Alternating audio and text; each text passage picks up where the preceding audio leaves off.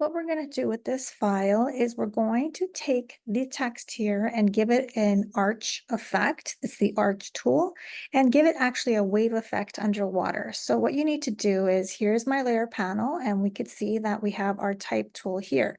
Before we do anything, the best thing to do is to change this to a smart object. So if you right click on this layer, you can go in and convert to smart object. Another way to do this is if you go to the top portion of this layer panel, this little icon right here, you could do the same thing, convert to smart object. So we've done that, and you can tell by there's this little thumbnail that looks like a little page. What you have done is created a smart object.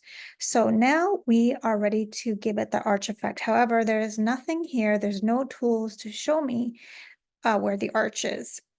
In order to make it work, and I hope they change this, is even though we have our bounding box here, that you can see it here, you would have to actually give it a shortcut, Command T.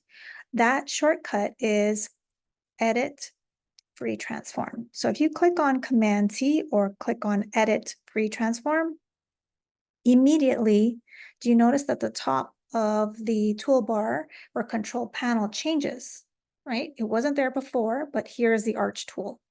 So if I click on the arch tool, what this does is if you go further to the left-hand side, you can see an area that says warp. Here's a drop-down menu, and you can test out different types of arches.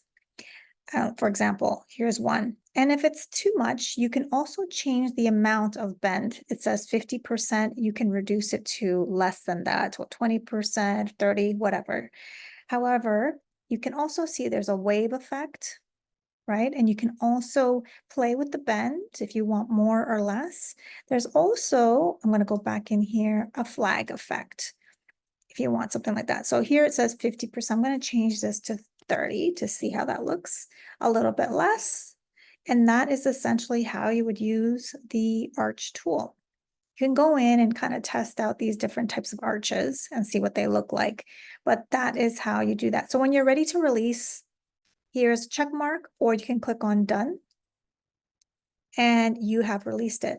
Now let's say I want to change the word. I can no longer change what it says because it's now changed to a smart object. However, if I double click on this little page flipping inside that thumbnail, if I click on that, it opens up a new document, and here's my actual text, the type tool. So I can go in and start typing a new word if that's the case. So that's the nice thing about smart objects, is that it actually keeps the original information untouched.